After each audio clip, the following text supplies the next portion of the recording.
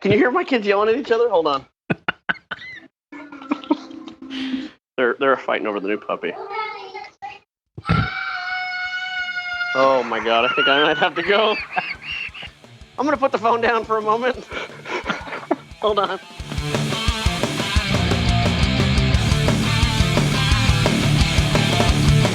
Faith, firearms, and freedom. This is Armed Lutheran Radio.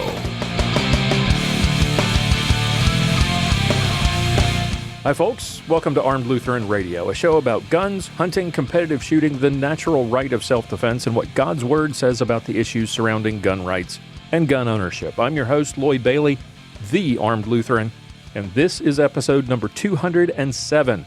Thank you so much for making Armed Lutheran Radio a part of your week again this week. It's our variety show week, and for those of you who are new to the show, what that means is, well, first of all, welcome aboard. We're absolutely thrilled to have you with us.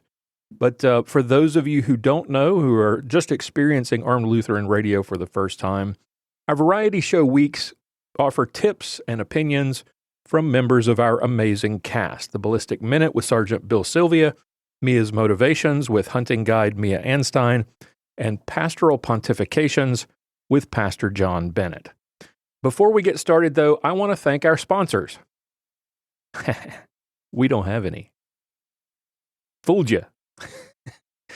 Armed Lutheran Radio is listener funded, and that means we don't have any sponsors. We don't have any advertising. I do mention the Armed Citizens Legal Defense Network on the show every couple of weeks because I'm a member and I believe in the service that they provide for you as a gun owner. If you sign up, Armed Lutheran Radio doesn't make a penny. I just think it's an awesome service, and I am a member, have been for years. Pastor Bennett is a member. And you should be too if you are a gun owner. But aside from that, we don't have any sponsors. We don't have any advertising. I do mention our awesome supporters every week, the members of the Reformation Gun Club, whose monthly donations keep this show going. And thanks to people like Calroy and Jeremy Saylor, and our newest members, Donnie Ross, Steve Griffing, David Luneberg, we keep doing what we do every week, providing you with the pro-God, pro-gun podcast that you've come to know and love. And you can join them for just $1 a month or more. And you'll be helping to make Armed Lutheran Radio possible every week and get some awesome benefits as well. Things like exclusive content, early access to each week's show, monthly online hangouts, some Armed Lutheran swag, and more. So check it out today. Visit armedlutheran.us/gun club. Look at all the benefit levels and all the different benefits that we offer, and I hope you will consider joining us. Just look for a link in the show notes for this episode or any other, or go to the website armedlutheran.us, look for Reformation Gun Club in the menu at the top of the page, or go to armedlutheran.us/gun club. Okay, we've got a ton of good stuff for you today. Sit back, enjoy the show. I will talk to you again next week.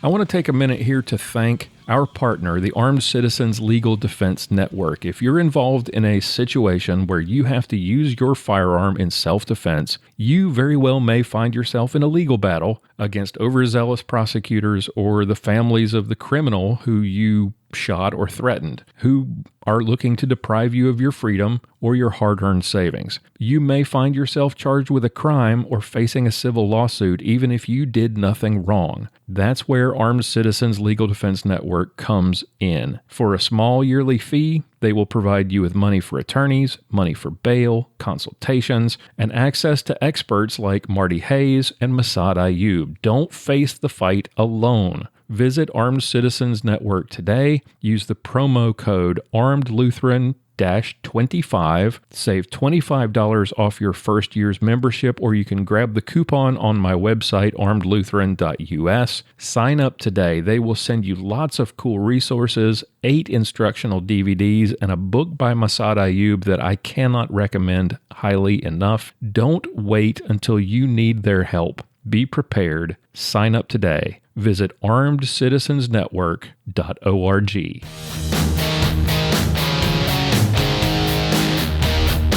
Time now for another Ballistic Minute with Sergeant Bill Sylvia.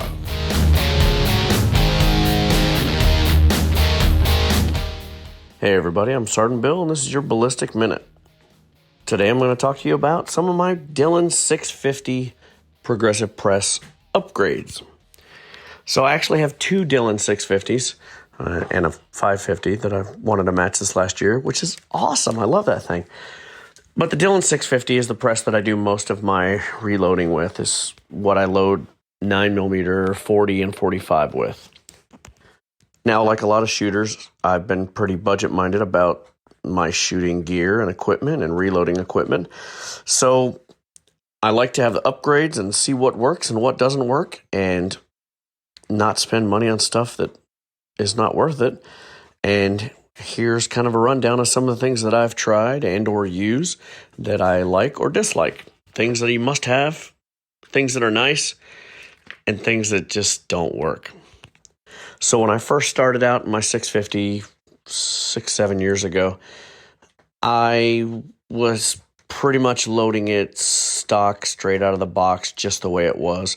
I actually started out loading 45 because we had a liberal president and ammo and components and dies and stuff and powder were hard to find. So I got what I could get, and 45 dies are what I could get at the time and 45 bullets. So I was shooting a Glock 21 pretty exclusively my first year or so in IDPA and reloading. And using my stock Dillon 650, I didn't get a case feeder or bullet feeder or any of that kind of stuff. It was pretty much just the progressive press as it comes. I got a set of dies. The one thing that I did get initially to start out with was a powder check die from Dillon.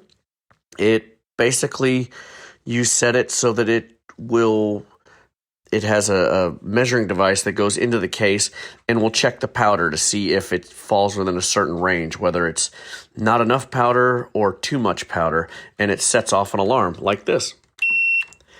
So that alarm will let you know that, hey, you need to check to make sure your powder charge is right. I reload using Tight Group or Bullseye or any of the more low volume, best bang for your buck powders so that I can get more rounds out of a pound of powder. And it's easy to double or more than double charge a case since you're not putting that much powder into the case. So I started out with a powder check die, which to me is a get. It's a must-have. So I probably loaded a couple thousand rounds of 45 with just the case tube that went up and held probably 20 cases in it, and would load about 20 rounds and then have to manually load 20 cases into the tube so that I could load another 20 rounds. And even though it was new and novel and exciting and I thought it was a lot of fun, I realized really quickly that my next must-have purchase was a case feeder. I didn't buy a Dillon case feeder. I bought a case feeder off of eBay, which has actually worked out pretty well for me. But I think I probably, if I was to do it all over again, would have just got a Dillon case feeder since they're so problem-free and you get the Dillon warranty with it. So on a side note, the Dillon warranty is their unlimited lifetime warranty. If it wears out or if you break it, you contact them and they will replace it. It's the best warranty in the industry, and I wish many, many other companies were just like them because they have the best customer service and warranty is fantastic. So after I got my case feeder, I started occasionally getting some steel cases that were coming through my case feeder. And you know when you go to put that through your sizing die and your depriming die that the steel, you can feel it. It's a lot harder. It doesn't work right. And you can't reload steel cases. So I surfed around eBay on the advice of some of my fellow shooters, and I found a steel case catcher. So basically, it's a little piece of plastic that clips onto the case feed tube that comes down and has all the cases, and it's got a magnet in it. So the magnet will catch any of the steel cases. There are several companies over the last few years I've noticed that are either brass washing their cases or I don't know what they're doing to them. But if you look at them and you hold them, you think, hey, these are brass cases. But they're magnetic because they're steel cases and they're brass plated. You cannot reload these. And unless you go through all of your cases and put a magnet to them, you wouldn't know it, because I'm sitting here looking at a couple of them and they look like regular brass cases. So that steel case catcher is a must-have. Now the Dillon 650, which they've now upgraded to the 750, are great presses as is, but there's a couple things you can get to kind of make them a little bit better. And one of the problems I was having was where the spent primers were coming out, there was a little catcher underneath, and the primer cups that were coming out, the spent primer cups, were hitting that and bouncing out, and you'd find them all over the place. Now, I reload in the garage, so it's not that big a deal if I have spent primer, pieces all over the floor or whatever. It's a pain in the butt, but it's not like if you reload in the house. If I was reloading in a spare bedroom, that would be awful messy and kind of a pain. So, not wanting to have those all over the place, I surfed eBay on the advice of some of my fellow shooters and reloaders and found a spent primer tube and container. So basically, it's a part that someone has designed that replaces the cup or container that catches all your spent primers, and it replaces that with a mount that has a little tube on it that attaches to a clear tubing that runs down into a container that catches all your spent primers. It is very nice. Keeps them out of the way, keeps them off the floor. It's a lot easier to take care of them. You unscrew the little bottle at the end, and you can dump them out for your recycling bin or whatever you're going to do with them. Throw them in the trash and screw it back on and get back to work. Now, I wouldn't say this is a completely must-have, but it is really, really nice to have. It's something I would definitely get. Now, on the next stage, you have the powder being put in, but you also have the primers put in, the new primers. And if you have something wrong and you have a case that goes through and you don't have a case that goes there, the primer that was supposed to go into that case will go down a little chute as it rotates, and it's a little, some people call it a ski jump. It's kind of silly, and it's not really designed very well. So I found one on eBay that was a replacement for it, that instead of having an open little catcher for it, it had a itty-bitty little plastic bottle that screws in there so that all your live primers, which are quite expensive, fall into that little plastic container so you can pull them out and reuse them and not have any waste. And even worse than wasting them is if you're in the garage or your house, wherever you reload, and you have live primers on the floor. Now, the last thing you'd want to do is have live primers on the floor where, I don't know, maybe you're vacuuming, boom, there goes your vacuum, or you're in the garage and you've got a motorcycle or a car sitting here and, maybe they get pushed out where the car was and you drive over it and pop a primer underneath one of your tires. I'm sure that wouldn't be too nice. So getting a live primer chute off of eBay, that's kind of a must-have for me.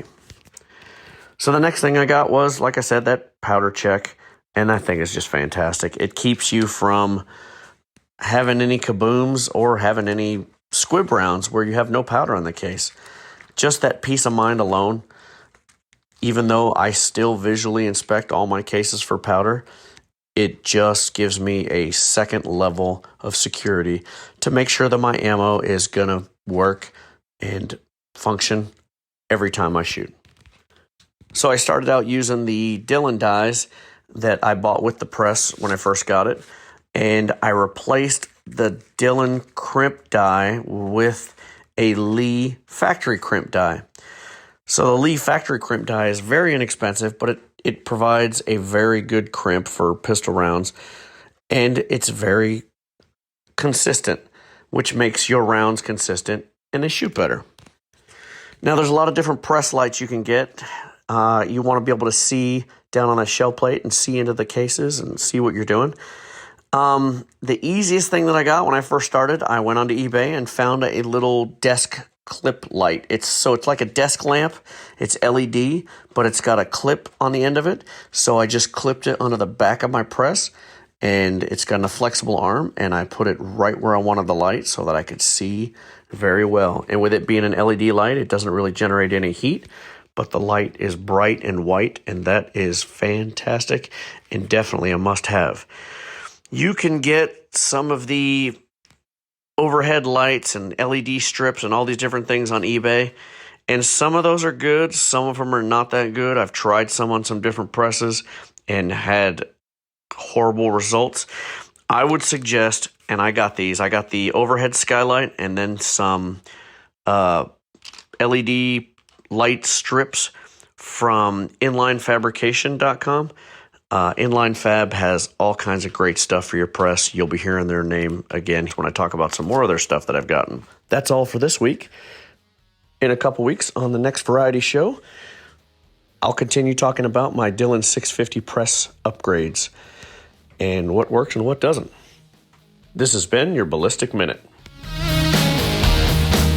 Sergeant Bill Sylvia is a veteran of the Dallas Police Force and a masterclass competitive shooter. You can check out his YouTube videos at armedlutheran.us/Sergeant Bill.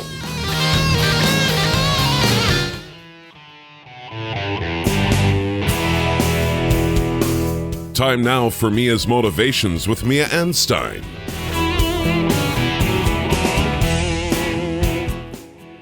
Hey guys, it's Mia here with you again. Today I want to talk about the DC project. It's something that I shared last summer when I went to the Capitol and visited with legislators. But I wanted to ask you to show up, stand up, speak up, or become involved. First of all, did you know that many people consider law-abiding gun owners, and especially those who are religious and are law-abiding gun owners, they consider us extremists? There actually are people out there that think that we are extremists. And it might be a surprise because we tend to kind of sit and resonate in our own communities and we don't get out there. It's an unfortunate but simple truth of our times, and without honest face-to-face conversations about what it means to be a responsible gun owner, the Second Amendment is going to go away, and it's happening quickly. I've shared about this before, as I said, and right now there is a gathering storm of gun-owning women who stand up for all gun owners, and we advocate for the preservation of the Second Amendment. The DC Project is a grassroots, nonpartisan group of women from all 50 states who, since 2015, have been visiting Capitol Hill every year. We meet in small groups with senators and congressmen, or if you would rather me say Congress people. We share why gun rights are vital to us and to inform these representatives about why education and not legislation should be the priority in our country.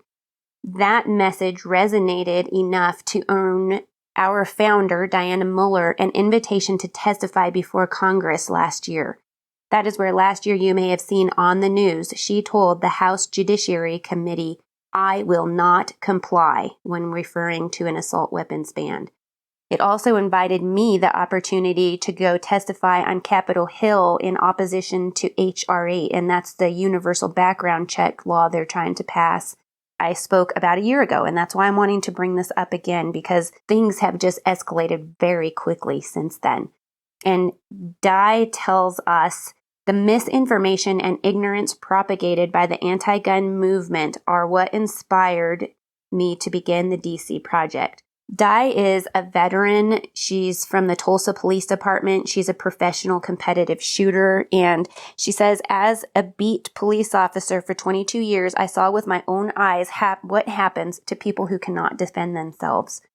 I, too, have shared experiences of people who needed a gun at times when they didn't, and I've shared that in past episodes. The DC Project, it was founded on the principle of education used to break down stereotypes. And we want to inform legislators about the importance of the Second Amendment as a women's issue and one of constitutional importance. Communication is vital. In our face-to-face meetings, they lead to dialogue that is often surprising to those who are willing to openly discuss with us. And really, they're discussing disarming of Americans in contrast to what we believe. And they're really surprised when we sit down and visit with them that they're not seeing us. And we need to get up, show up, and we need to speak up. According to the National Shooting Sports Foundation, women are the fastest growing segment of gun owners. Through our efforts in Washington, D.C., we want lawmakers to know that gun rights are also women's rights. We politely show up and we explain to them that more restrictive laws will make it harder for us to defend ourselves, our families, and our homes. We reveal to our communities that gun owners are not the enemy and that the Second Amendment is for everyone, regardless of race, creed, sex, religion, or political affiliation. The DC Project, it's a nonprofit group of volunteers. It's as diverse as any cross-section of America, and it includes liberals, it includes conservatives, blacks, whites, Latinas, Asians, members of the Me Too and members of the Not Me hashtag segments. There are transgenders, straights, old people, young people, moms, daughters, and sisters. And so really, regardless of our personal beliefs as far as any of that goes, it includes all of them, which is right now what is all of our country. We represent everybody. It's grown to operate at the state level, and right now we are showing up to meet with our legislators in the capitals all over the country. It's the only way we can counter the ever-present groups that are funded by billionaires like Moms Demand Action, who have operating budgets of over $60 million. I am proud to represent Colorado as a delegate for the DC Project, and I speak on behalf of gun owners in our state. As America's honest, law-abiding gun owners, we can no longer remain silent when it comes to the Second Amendment. We must be willing to engage, share our stories, and help those that are uneducated and misinformed to truly understand firearms ownership is typical and a vital component part of our country. If we don't do this, we will surely lose our constitutional guaranteed right to firearms ownership. So I want to ask you again to please stand up, show up, and speak up. If you, your family, or your friends agree and you would like to support Second Amendment advocacy efforts with the DC Project, I invite you to visit dcproject.info and learn more. Or if you're not willing to stand up and show up and speak up, then you can also head to dcproject.info and you can donate to help and support our cause. Please help us preserve our Second Amendment rights. Learn more at dcproject.info. Join on a state level. We do have a few states right now that don't have a lead in their state, and we would like to have a lead in every single state. If you can please help and join and show up and help us fight this fight. It really is a big one, and it's not slowing down. We definitely need your help. And I'm happy that we have our community here at Arm Lutheran Radio. I've enjoyed, some of you have even shared some of the DC Project women and their speeches. One of them was Savannah, and she's a rape victim, and I've seen that shared on the Arm Lutheran Radio page. So thank you for sharing her story. I will have other things to chat about in the future. For the time being, have a great one, and I'll speak to you next time. Bye, guys. A big thing is if you're experiencing these symptoms, the best and fastest way, as I said, get up there gradually, let your body acclimate, be nice to yourself. But the best thing to do if you're not feeling any relief from symptoms is go back to a lower elevation. Move back down. We also have, as I said, oxygen canisters. That'll help you so you're not huffing and puffing and breathing so hard, but it's not going to completely stop the symptom. It's just something to help.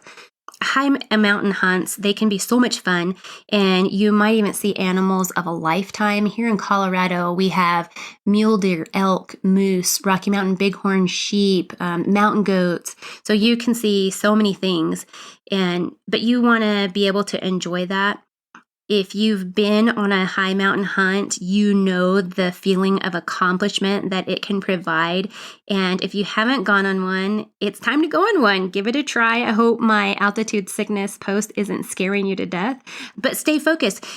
Train Get in shape. I told you this last time in the last piece that I shared. Get in shape before the hunt so that your body isn't having to work so hard. I mean, just being at a higher elevation is hard on your body. So if you can get in shape ahead of time, you're going to be ahead of the game. If you have more questions about that, as I said, you can contact your physician, but you can also direct message me on social media or give me a shout out over in the Reformation Gun Club. Talk to you next time. Be safe out there. Bye, guys.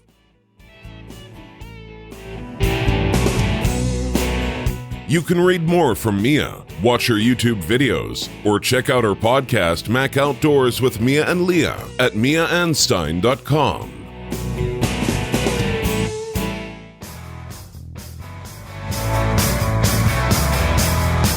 It's time for Pastoral Pontifications with Pastor John Bennett.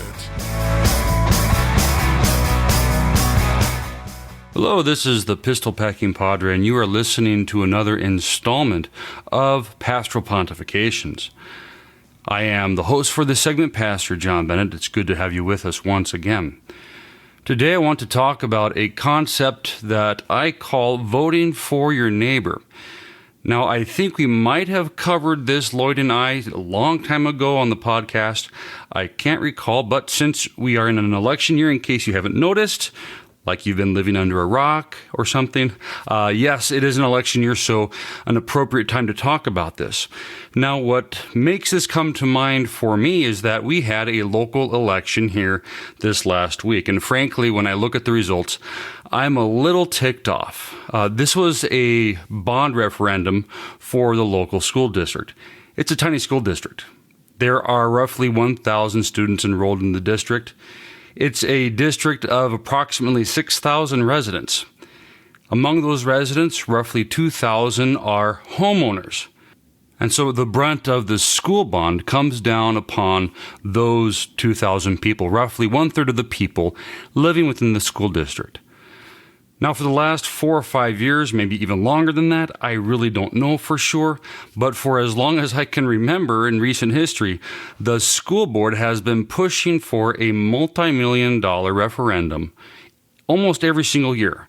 And up until this year, it has failed. This last Tuesday, it passed by a total of 10 votes. Yes, you heard me right, 10 votes on a $100 million referendum. Yes, you heard me right. $100 million for 1,000 students. $100,000 per student currently enrolled in the school district. If that doesn't infuriate you, well, I don't know what to say to you.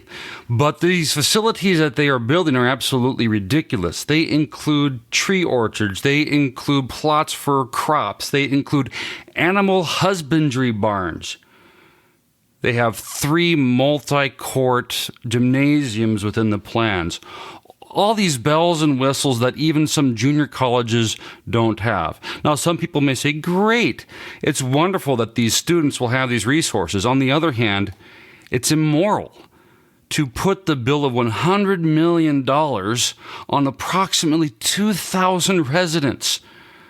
Now, of course, they try to justify it by saying there's this tax credit that's available for, it's called ag schools, whatever that's supposed to be. But that tax credit, again, is paid by taxpayers. I wonder how many of the people that felt complacent didn't show up last Tuesday and now are regretting that. All it would have taken was 11 more people turning out and voting no on this. But now, because people decided to stay home instead of go and vote, well, we're faced with this debacle. It's going to take approximately $3 million out of the local economy every single year. That's people that will be spending their money elsewhere instead of going to the local cafe every morning, because now they have this much larger tax bill that they didn't have before. So what does it mean to vote for your neighbor? For myself, I don't own any property. I live in the parsonage. I'm not paying any tax bill. The church isn't paying any property tax either. But how many people do I know who are members of the congregation, who live in the community, that are now negatively impacted by this decision? So oftentimes it's easy when it comes to elections to become complacent. We take a look at what's on the ballot and say, well, that doesn't really affect me. Why should I even bother showing up? I grew up in Southern California. I was living in Southern California when I became of legal voting age.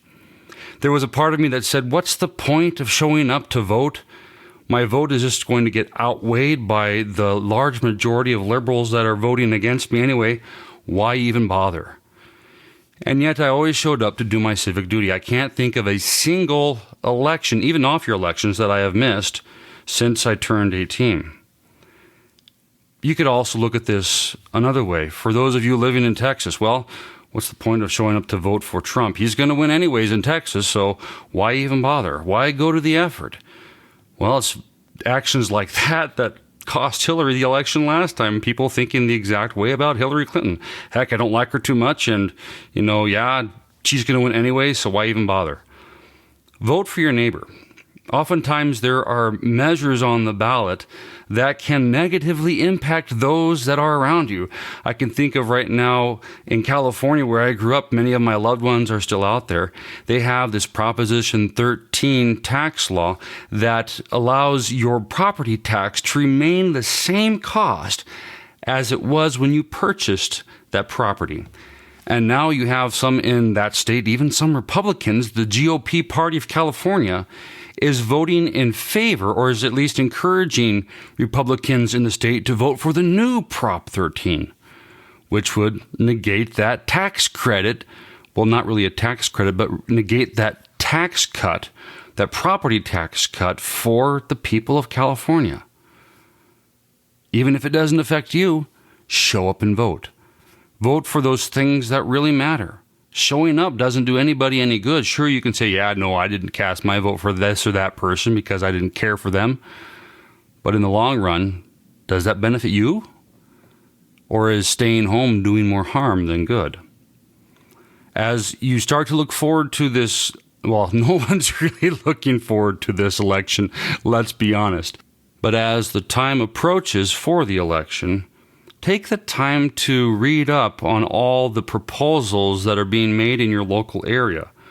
There may be bond referendums just like the one that got passed here in my area that could negatively impact you or your friends or family. Be sure to read up on all of the candidates that are running for office. There's a lot of times where you look at a ballot and you've got local offices and you have no idea who these people are. Take the time to learn who these people are, what they stand for before you cast a vote. Certain offices don't indicate a party either way, and so you're left either just voting for some random person or not voting at all.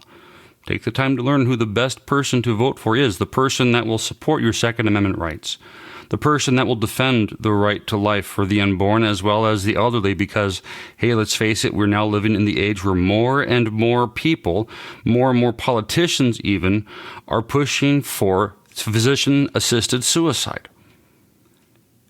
You see, it's often said that voting is a civic duty, and in many ways it is.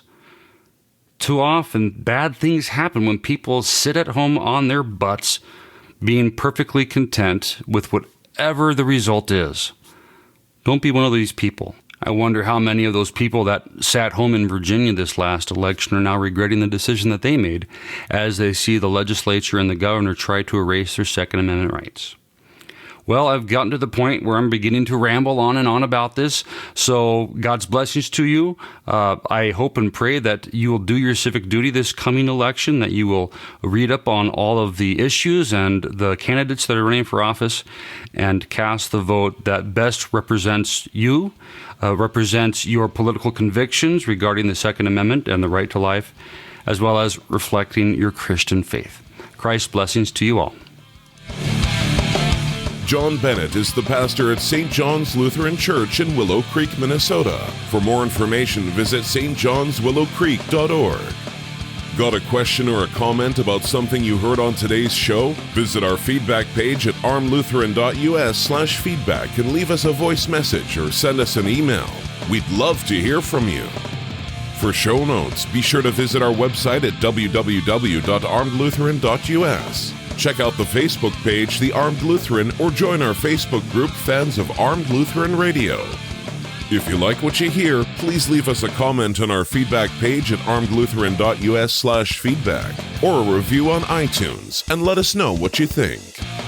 Thank you for listening to Armed Lutheran Radio, a member of the Self-Defense Radio Network.